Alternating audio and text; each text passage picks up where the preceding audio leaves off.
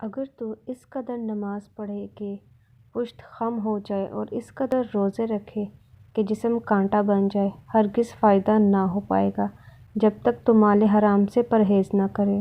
جس کا لباس ضعیف اور ہلکا ہوگا اس کا ایمان بھی ضعیف ہوگا۔ عابد کو کھانا کھلانا عبادت میں مدد کرنا ہے اور فاسق کو کھانا کھلانا فسق میں مدد کرنا ہے۔ وہ دعوت سب سے بدتر ہے جس میں امیر بلائیں اور غریبوں اور مسکینوں کو نہ بلائیں۔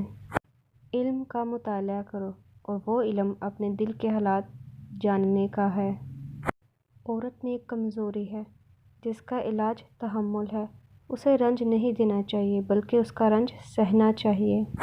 بچوں کی اصلاح مکتب میں ہوتی ہے اور عورت کی اصلاح گھر میں۔